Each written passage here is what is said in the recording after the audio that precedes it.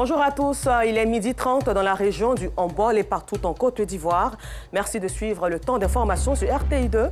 Au sommaire de l'actualité, la performance au niveau de l'école ivoirienne a régressé et le projet d'amélioration de la prestation des services éducatifs, PAPS, est mis en place pour booster le niveau des apprenants dans le nord de la Côte d'Ivoire.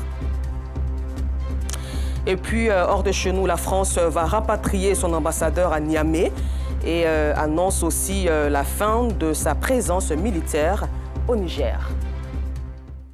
Encore merci à vous d'être toujours en notre compagnie sur RTI2.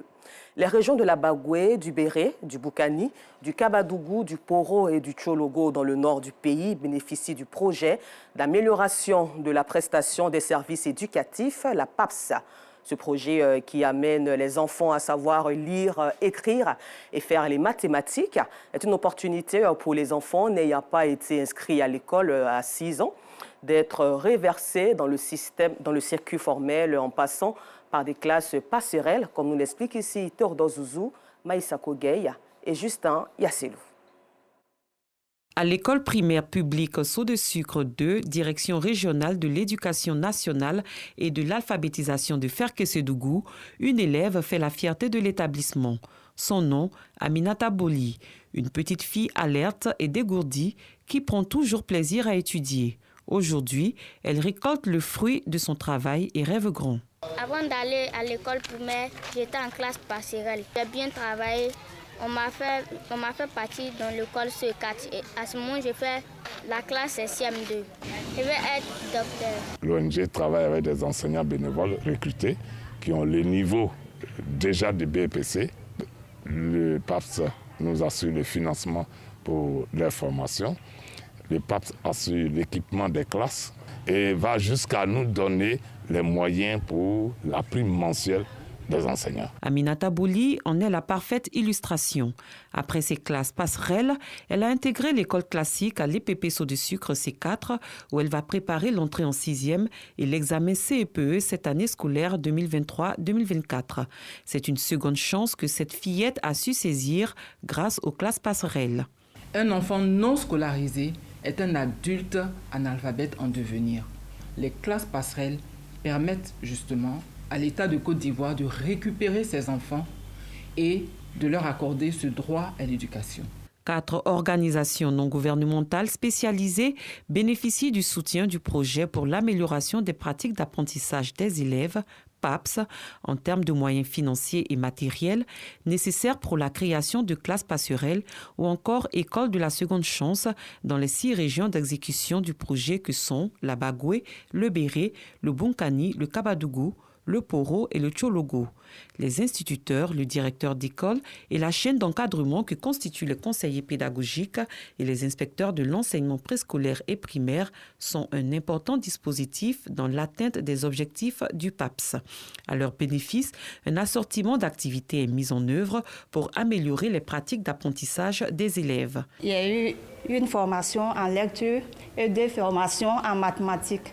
J'ai des guides pédagogiques, les décodables, les déchiffrables, le matériel multibase, la grille des normes, la droite numérique. Ces outils me permettent de donner une bonne éducation aux enfants. Chaque mois, on organise des journées pédagogiques avec toutes les écoles du projet.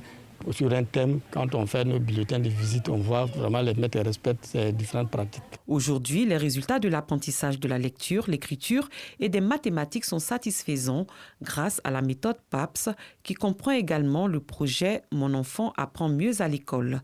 Ces 2 programmes déterminants de l'éducation de base sont enseignés et appris à partir de nouveaux outils conçus par les équipes de la direction de la pédagogie et de la formation continue DPFC sous tutelle du ministère de l'Éducation nationale et de l'alphabétisation.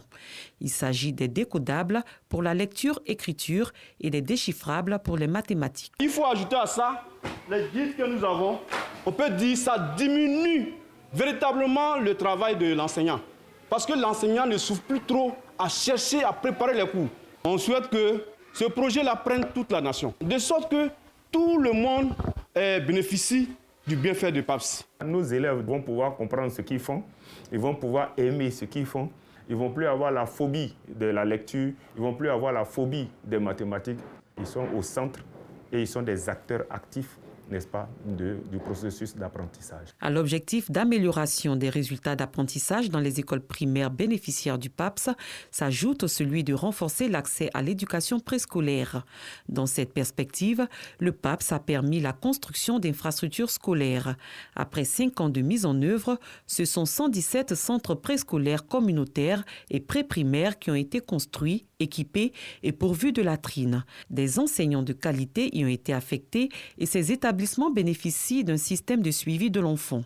Si l'enfant n'a pas l'âge requis et qu'il va au CP1, il va sans dire que cet enfant, sur le plan social, sur le plan socio-affectif, sur le plan intellectuel, sur le plan physique, l'enfant aura un retard énorme sur son développement psychologique. Avant, l'enfant pour dire bonjour, mais arrivé à la maison, l'enfant ne disait pas bonjour. Dès qu'il arrive, il jette le sac. Et puis, ça va s'asseoir. Et maintenant, on a vu que les enfants sont vraiment mobilisés. Quand ils arrivent, ils viennent auprès des parents pour dire bonjour maman, bonjour papa. Centres préscolaires communautaires et écoles primaires PAPS, les communautés bénéficiaires s'en félicitent au regard de l'impact de sa mise en œuvre. Ces centres d'apprentissage dans le fonctionnement desquels elles s'impliquent fortement et sur lesquels elles portent une haute attention, vu que le PAPS a opéré un transfert de compétences aux communautés dans une démarche de développement participatif. Aujourd'hui, avec PAPS, ces bâtiments, c'est les enfants eux-mêmes qui ont envie d'aller à l'école. Les enfants viennent d'eux-mêmes, sans que les parents ne se déplacent avec l'enfant.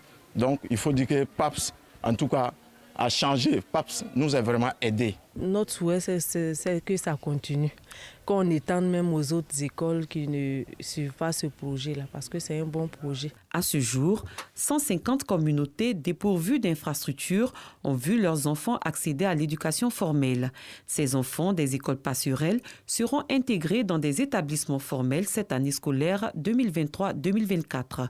De l'avis des pédagogues, c'est une bonne perspective pour l'accroissement de l'accès à la maternelle et l'amélioration de la qualité des apprentissages et des résultats scolaires.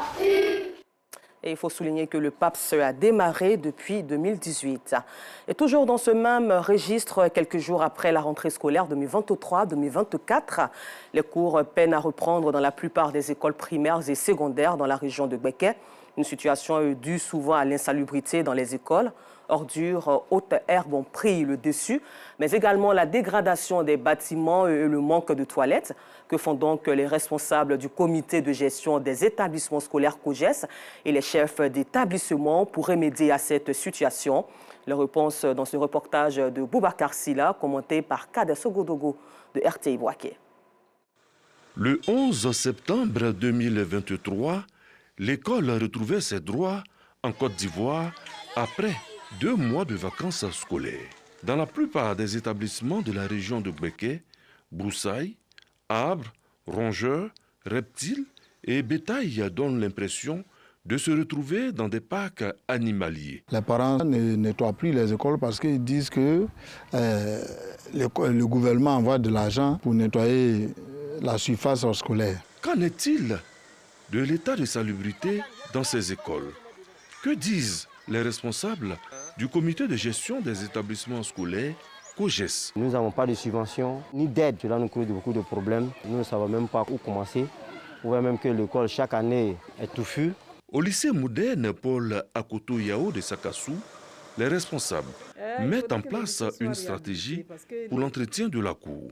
Nous allons, au niveau de chaque bâtiment, demander aux élèves de s'occuper de l'entretien du bâtiment, de l'arrière du bâtiment et de la devanture. Quant au groupe scolaire Sakassou Centre, les bâtiments sont dans un état de dégradation avancée. Cela est dû, bien entendu, au temps. C'est un groupe scolaire depuis 1952. La toiture a vraiment pris un coup. Donc tous les plafonds sont hors d'usage. La traversée par les motocyclistes, cette école a besoin d'une clôture. On a aussi besoin d'électricité. Aussi, on a besoin d'adduction d'eau potable.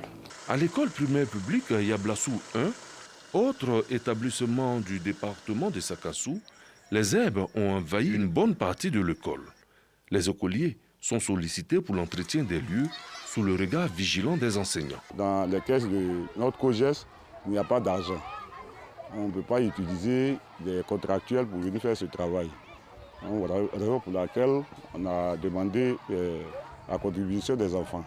Parce que nous nous trouvons à côté d'un bas-fond. Les enfants qui se promenaient ont vu un reptile qu'on a abattu. Autre constat, les toilettes. Dans la plupart des établissements primaires et secondaires visités, les toilettes ne sont plus fonctionnelles. Situation obligeant les apprenants à aller se soulager dans la broussaille, avec tous les risques que cela comporte. Les toilettes sont sales. Si tu rentres là, tu vas tomber malade. Donc je ne rentre pas là-bas, je viens de me soulager. Pour éviter les maladies, je préfère me mettre à l'aise dehors. Soyons des citoyens responsables pour une école de qualité. C'est le thème de la rentrée scolaire 2023-2024. Un thème qui prendra également tout son sens dans des établissements scolaires propres et appropriés. Retour à Abidjan, en société ou aux alentours du centre culturel de la commune d'Abobo. S'est développé un business de vente de fruits. Un grand magasin de bananes douces y est installé au détriment du grand marché, non loin de là. Une aubaine pour les passants profitent pleinement pour effectuer leur achat en toute quiétude. Maintenant, le constat de Clarisse Kanyala. Carrefour contigu au centre culturel d'Abobo, ce lieu est devenu un marché de fruits. On y trouve de l'ananas, de l'avocat, des pommes et surtout des bananes douces. Certaines vendeuses ont des tabliers, d'autres des brouettes. Parmi elles, Conté. Elle est l'une des doyennes de ce lieu. Elle vend plusieurs fruits en cette période considérée comme la saison des fruits. Les clients aiment les fruits. Quand il y en a beaucoup là, avant que tu vas payer ici un peu, tu vas aller ailleurs. Tu peux acheter tout en place. C'est pour cela que j'ai aimé de vendre tout en même temps. Nos difficultés, quand beaucoup se gâtent là, on a peu de bénéfices. On est obligé de tirer, tu ne vas pas les gâter là. Donc on prend pour aller jeter. Pour éviter toutes ces difficultés, certaines vendeuses préfèrent vendre uniquement un seul fruit. Moi, je préfère vendre des oranges parce que je gagne pour moi dedans un peu, tu vois. Non, même si je gagne 5 000, c'est pas petit. Souvent, je gagne 3 000, c'est pas petit. Je préfère vendre ça. Ici, les fruits s'arrachent comme de petits pains. Les alentours du centre commercial d'Abobo sont fréquentés par les passants et riverains qui trouvent ces petits commerces avantageux. Ici, c'est moins cher par rapport aux dames qui vendent au grand marché parce qu'ici, on peut dire que c'est la décharge. C'est ici que tout le stock vient. Et puis, il y a plusieurs vendeuses, donc tu as le choix, quoi. On vient acheter la banane ici parce que les dames ici, elles sont plus accessibles. Voilà, on descend des véhicules et là, on achète en même temps et on continue nos chemins. La meilleure pour nos barrages, pour ne pas qu'on a qu'à se ici pour vendre. On dit qu'on est sur la route. Au bout d'un certain temps, on se débrouille pour manger. C'est ici qui nous arrange. Pas ici, il y a les passages, c'est ici aussi ça marche. À part ici, là-bas même, là, c'est plus qu'ici. Donc on vient se débrouiller ici. Pour éviter le désordre sur les artères de cette voie, les agents de la mairie ont saisi des marchandises. Des efforts qui semblent inefficaces. À la page sport, la SEC Mimosa a remporté la Super Coupe Félix Houphouët-Boigny. Après sa victoire sur la FAD du Plateau, l'unique but de Dagrou Armand en fin de match a suffi au bonheur des jaunes et noirs qui s'offrent le trophée pour la 16e fois de son histoire, le point d'Arsène Kwasi. Après avoir réalisé le doublé championnat et coupe nationale, la SEC Mimosa était face à la FAD dans le cadre de la finale de la Super Coupe Félix Houphouët-Boigny. Bien entrés dans le match, les jaunes et noirs s'offrent les meilleures opportunités, mais Wanlo Koulibaly par 2 fois et Diarasouba Salifou ne parviennent à trouver le chemin des filets. Un manque d'efficacité que les poulains de Julien Chevalier arrivent à corriger en seconde période. Entré en coup de jeu, Dagrou Armand délivre les siens suite à une belle action collective. Menés, les Lions d'Afad tentent de refaire leur retard, mais Guessambi Noël échoue face au portier de la SEC Mimosa. Un avantage d'un but que les protégés du président Maître Roger Ognien préservent jalousement jusqu'au terme de la partie. 1-0, score final. La SEC Mimosa remporte la 41e édition de la Super Coupe Félix Houphouët-Boigny. Hors de chez nous, dans une interview, le président français Emmanuel Macron a déclaré qu'il s'était entretenu hier dimanche avec le président de Chine du Niger, Mohamed Bazoum, et lui avait dit que la France a décidé de ramener son ambassadeur du Niger en France et surtout annoncer la fin de sa présence militaire au Niger.